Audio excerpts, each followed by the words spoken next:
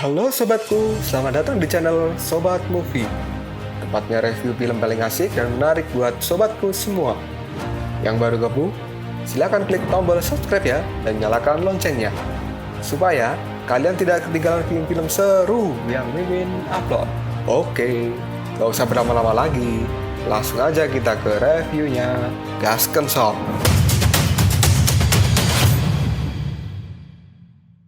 Hey, oke, sobatku terkeren, terkecil, terbaik, tersemuanya. Kita masih bersama Sobat Movie, channel alur cerita terasik sepanjang masa. Oke, kita lanjut bahas chapter 49. Nggak usah cicot banyak bacot, kita langsung masuk aja ke pembahasan. Pukulan telapak tangan yang dilakukan oleh Dewa Rulai kepada Dewa Sasin. Hal ini menimbulkan sebuah tanda Buddha di punggung dari Dewa Sasin. Lalu kini Dewa Rulai pun berkata, dalam kehidupan tata gata, aku tidak pernah bergerak dan menyerang siapapun dari belakang. Tapi aku tidak pernah berpikir bahwa serangan pertama dari belakang ini akan kugunakan padamu, Sasin Guanyin. Tolong maafkan diriku ini, Sasin. Aku hanya bisa membuat langkah terbaik. Aku harap kau bisa mengerti akan diriku. Pukulan yang dilakukan oleh Dewa Rulai kepada Dewa Sasin itu kini membuat Dewa Sasin pingsan karena dia menolak untuk diobati roh darah bumi. Roh darah bumi pun kini berkata pada Dewa Rulai, Sasin Guanyin dan iblis di dalam dirinya, jika mereka telah bersatu maka akan membuat 3 alam, yaitu surga, bumi, dan manusia menjadi hancur. Dan itu adalah kehancuran yang luar biasa.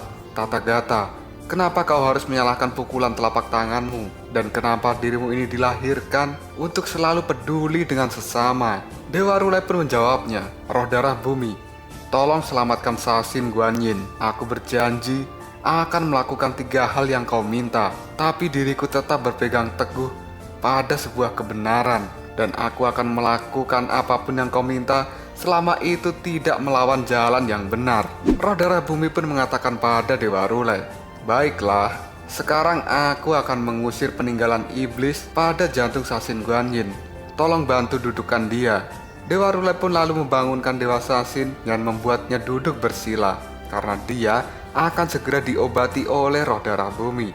Roh darah bumi pun kini maju mendekati Dewa Sasin, lalu dia menggunakan kekuatan tangannya. Dan roh darah bumi pun kini memegang kepala dari Dewa Sasin. Pegangan kepala pada Dewa Sasin ini adalah seperti segel yang akan digunakan oleh roh darah bumi dalam pengobatan ini. Sambil memegang kepala dari Dewa Sasin, kini roh darah bumi berkata, hal tersulit untuk menyingkirkan peninggalan iblis adalah menemukan di mana ia tersembunyi dalam tubuh Sasin ini. Kemudian kini, sebuah air pun keluar dari segel yang dilakukan oleh roh darah bumi. Air itu pun kini membentuk sebuah bola, dan Sasin Guanyin berada di dalamnya. Lalu roh darah bumi pun kini berkata, Raja Kebajikan, dia tidak mengerti. Dan dia berpikir bahwa dengan memaksanya, maka peninggalan iblis itu akan keluar dan masalah akan selesai.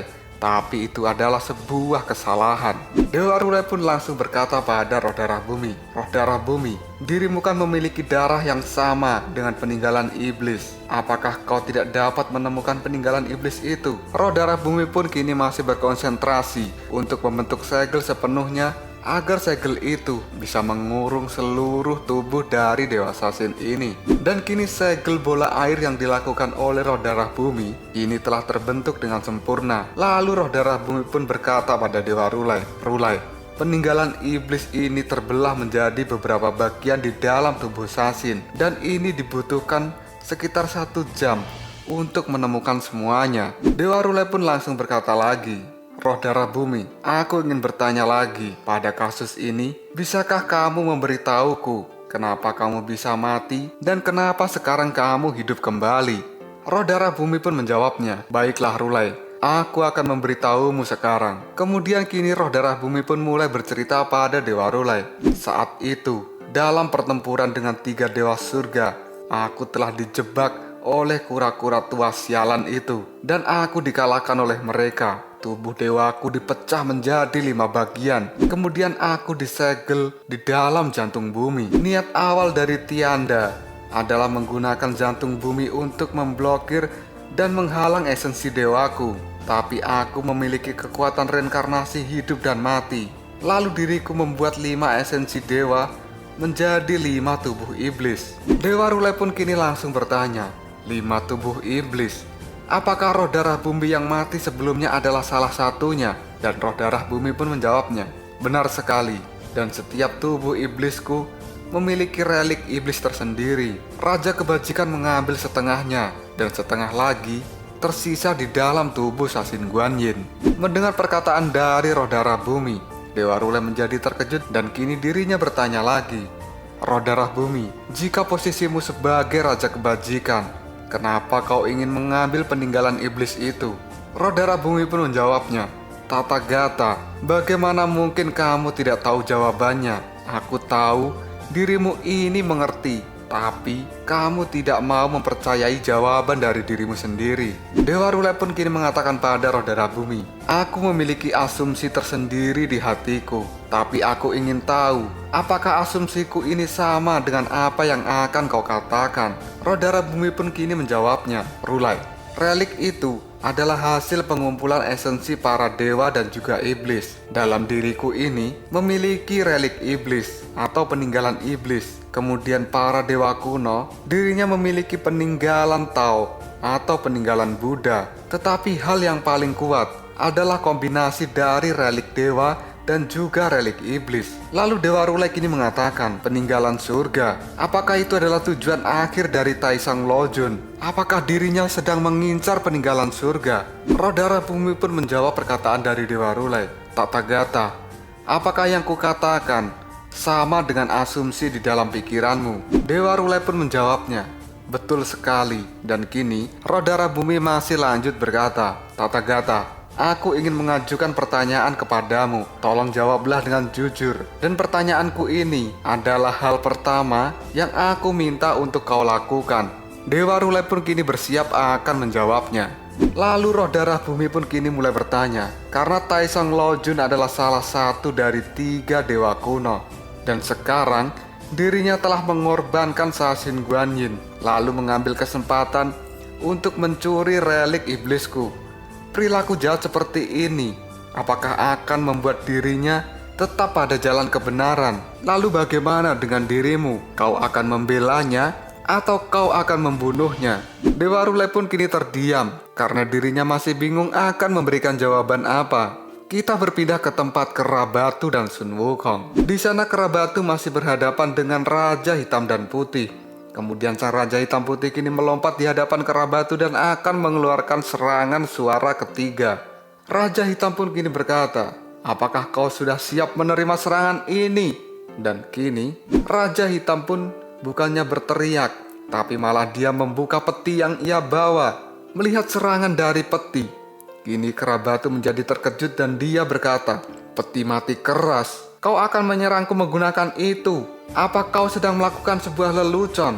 Dan tiba-tiba saja peti mati kertas dari Raja Hitam Putih itu bukan mengeluarkan suara, tapi malah menyedot Kera Batu dan masuk ke dalam peti mati kertas itu. Sun Wukong yang menyaksikan kejadian itu dirinya kini menjadi panik.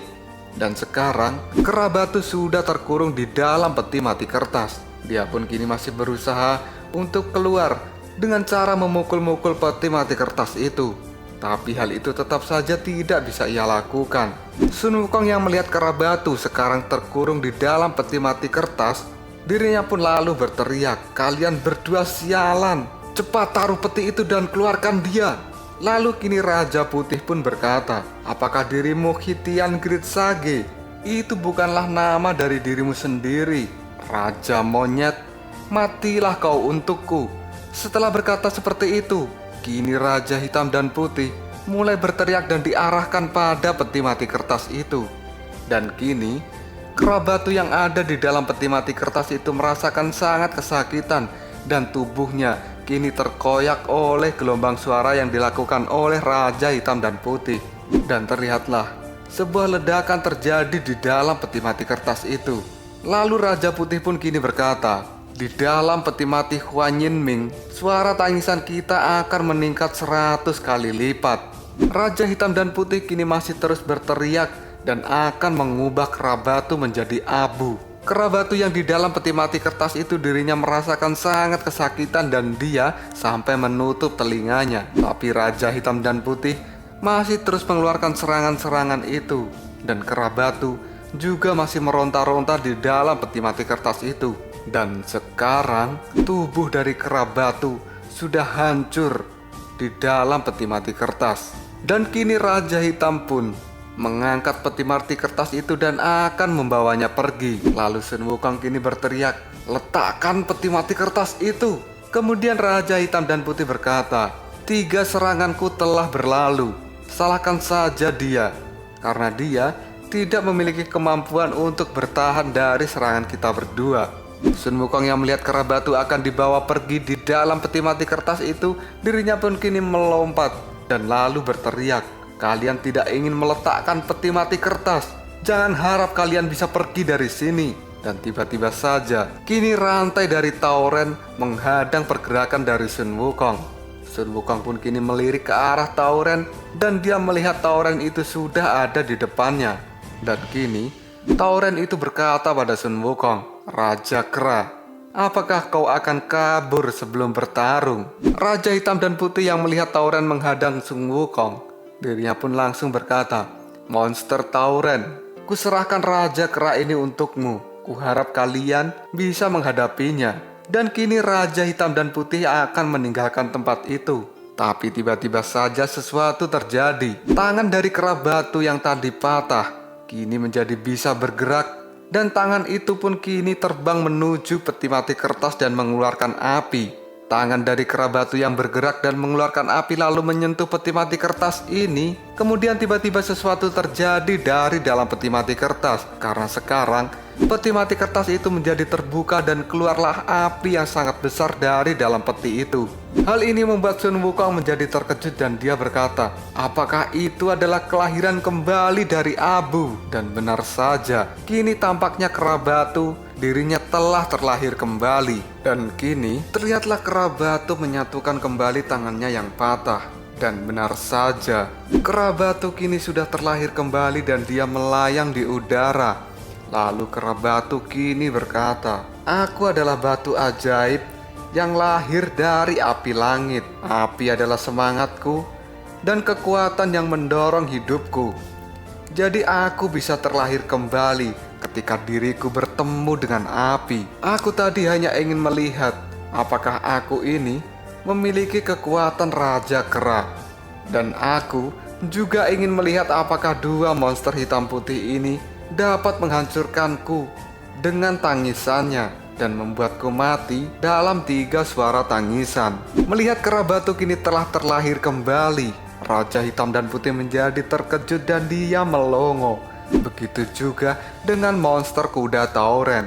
Sun Wukong yang melihat kera batu kini terlahir kembali, dirinya langsung berteriak, "Keren sekali kau, kera batu." Dan kini kera batu yang melayang di atas Raja Hitam dan Putih, dirinya pun langsung berkata, "Hei, serangan 3 hantu menangis kini sudah berakhir. Dan aku tidak perlu mengatakan lebih banyak tentang kekuatanku, kan?" Lalu kera batu pun kini salto dan dia langsung berada di depan dari Sun Wukong. Lalu kini kera batu berkata pada Sun Wukong, "Aku tidak akan pernah mempermalukan gelar Great Sage Hitian yang kau berikan." Dan kini Sun Wukong pun langsung melirik sesuatu. Ternyata yang dilirik Sun Wukong ini adalah Aula Bukong. Kemudian Sun Wukong kini berkata pada kera batu, "Aku ingin membunuh mereka sesegera mungkin. Aku punya caranya." Dan kera batu pun kini berkata pada Sun Wukong, "Kalau begitu, mari kita lakukan bersama-sama." Dan kini Sun Wukong pun menatap ke arah Raja Hitam dan Putih serta pada kuda Tauren.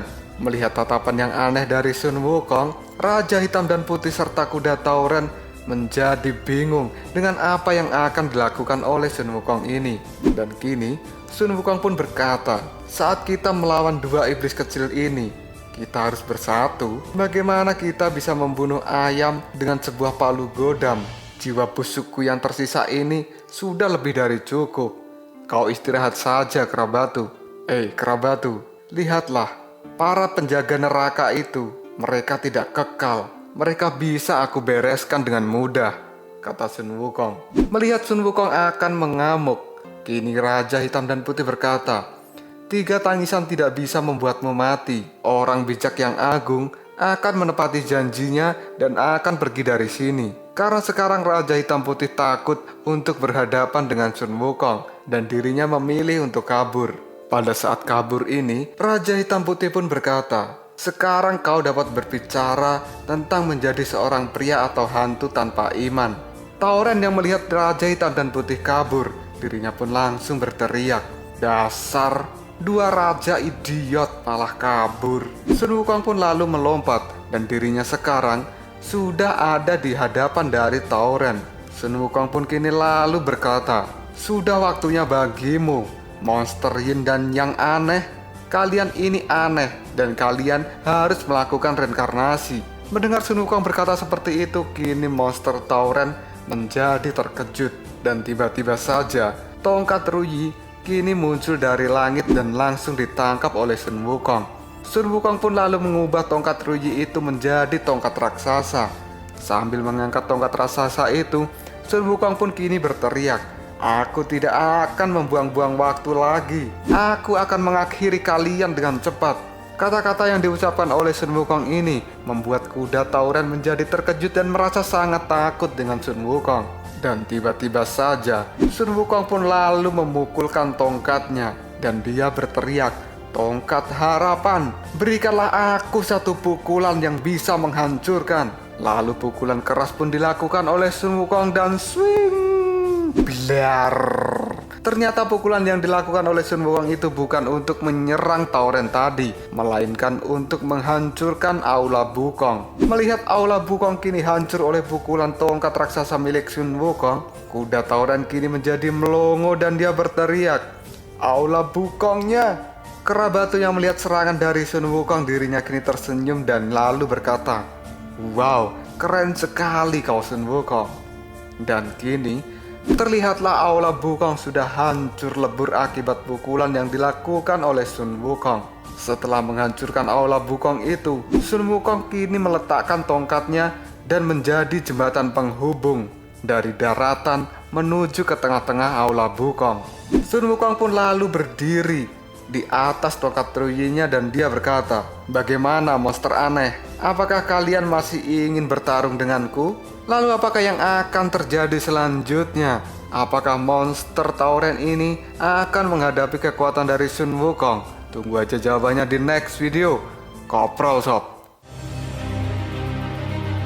Tetap stay di channel Sobat Movie dan jangan lupa klik subscribe, like, dan share ke teman-temanmu agar channel ini dapat berkembang dan menghibur kalian semua. See you next tomorrow.